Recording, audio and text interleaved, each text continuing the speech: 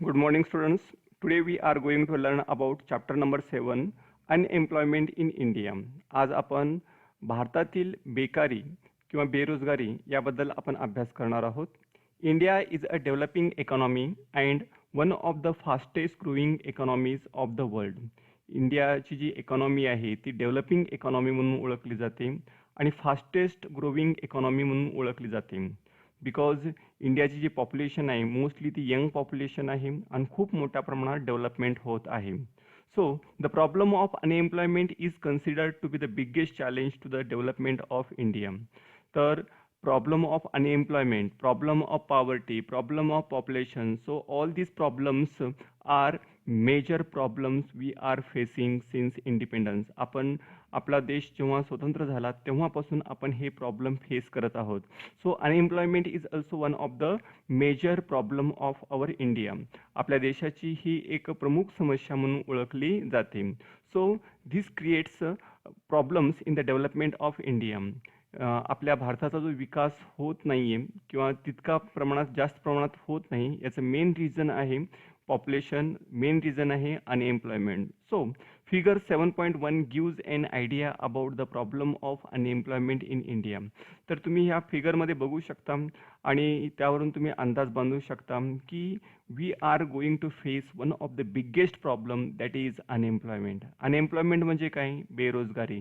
Means when people do not get any job that situation is known as unemployment. जेव्हा लोकांना कोणत्याही प्रकारचा रोजगार मिळत नाही, they can not satisfy their basic wants, ते जे लोक स्वतःच्या गरजा परिपूर्ण करू शकत नाहीत त्यांना आपण काय म्हणतो? अनएम्प्लॉईड पीपल असं म्हणतो. So unemployment leads to a waste of human resources. Actually आपण जे आपले रिसोर्सेस आहेत, नॅचरल रिसोर्सेस आहे, ह्युमन रिसोर्सेस आहे.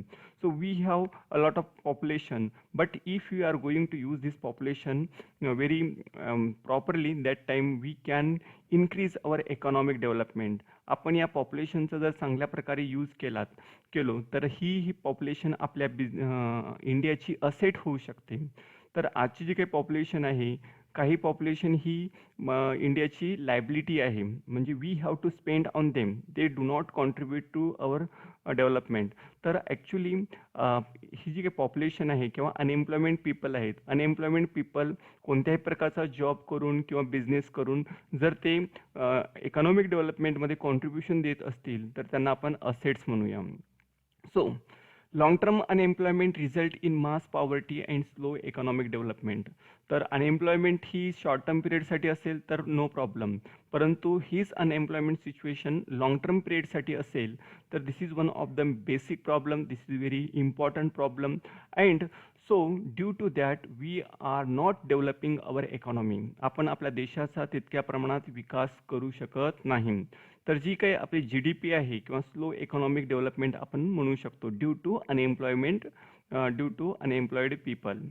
Mostly young people face the problem of unemployment. Actually जे काही अनएम्प्लॉयमेंट जे लोक आहेत ते मोस्टली कोण असतात? यंग असतात, आहे का नाही? ज्यांचं वय 15 वर्षापेक्षा जास्त आहे आणि 60 वर्षापेक्षा कमी आहे किंवा 40 वर्षापेक्षा कमी आहे, अशा लोकांची संख्या आपल्या देशामध्ये खूप मोठ्या प्रमाणात आहे. And these people can give more and more contribution toward the development of economy, but they are remain jobless. जर ते जॉबलेस राहिले तर ती आपल्या बिझनेसची किंवा आपल्या इंडियाची असेट नसून ती एक लायबिलिटी होते आणि त्यावरती आपल्याला खर्च करावा लागतो. So next point is young people are major human resources, key agent for social change and deriving force for economic development and technological innovation. तर young people have a lot of energy, they have a lot of creativity. If they are using their talent, their power to develop our economy, जर ते young people जर काहीतरी engage असतील एखाद्या वर्कमध्ये तर ती एक आपली असेट ठरू शकते. सो की agent for social change.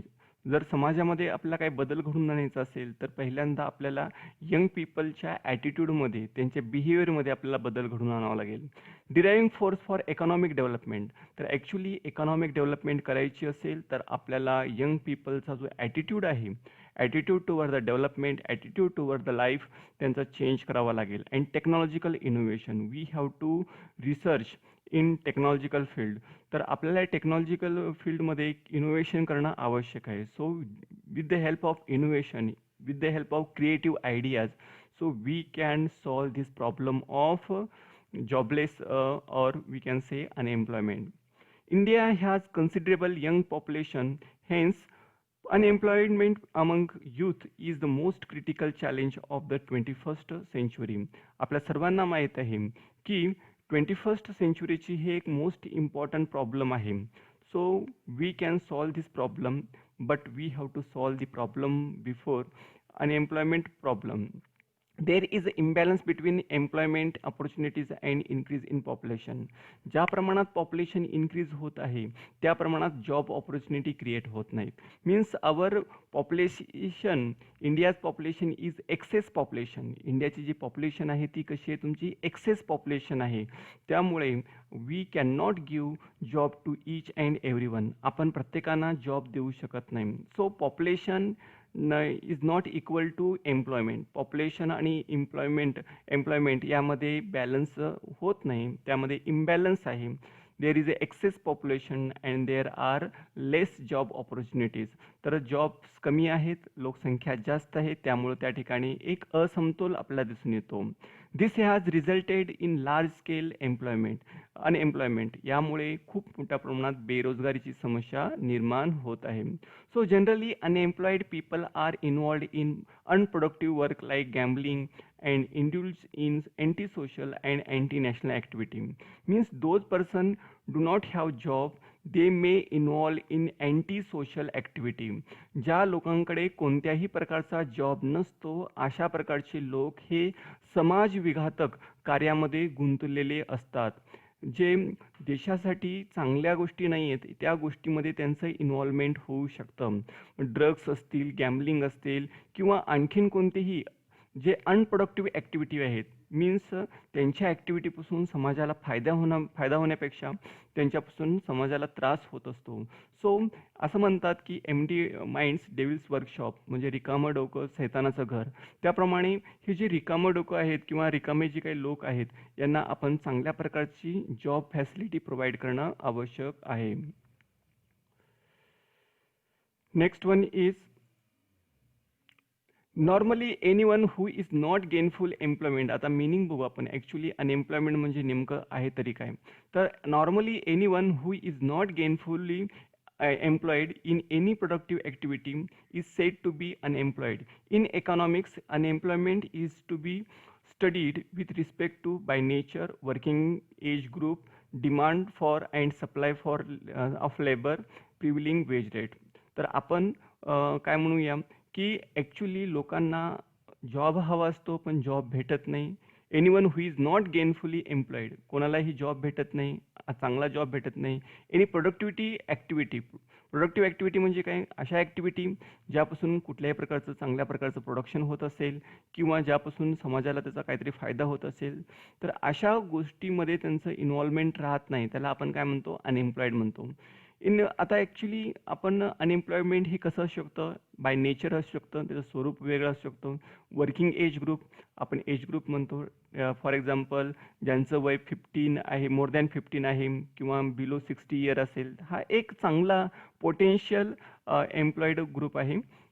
Demand for and supply of labour, actually ज्याप्रमाणे डिमांड असेल त्याप्रमाणे लेबर फोर्स असणं आवश्यक आहे. प्रिव्हेलिंग वेज रेट, जे काही वेज रेट आहे, जो मजुरीचा दर आहे त्यानुसार ते काम करायला तयार आहेत का, करीत असतील तर एम्प्लॉईड म्हणूया आणि जर ते तयार नसतील तर त्यांना आपण अनएम्प्लॉईड म्हणूया. The rate of economic growth is not fast enough to generate adequate jobs to absorb the expanding labour force. जे इकॉनॉमिक ग्रोथ ज्याप्रमाणे होणं आवश्यक होती, means we are not going to develop our economic growth rate because of due to there are so many problems. For example, nowadays we are going to face one of the main problem that is COVID-19. तर असे जे काही या गोष्टीमुळे बरेच business बंद झालेले आहेत किंवा we are not going to job to each and everyone, प्रत्येकाला आपण जॉब देऊ शकत नाही. Unemployment is a situation in which people in the age group 15 to 59 years are able and willing to work at prevailing wage but unable to get a job. म्हणजे ज्यांचं वय वर्ष 15 ते 59 आहे आणि त्यांना जॉब करण्याची इच्छा आहे, परंतु आपण त्यांना जॉब देऊ शकत नसेल, तर त्यांना आपण काय म्हणूया, अनएम्प्लॉयड पीपल असं म्हणूया. Means they have desire to work but we are not able to provide to them any job. So that situation is known as unemployment situation. So, for a person to be considered employed, it is essential that the person should be engaged in work for minimum number of hours per week according to National Sample Survey Organization.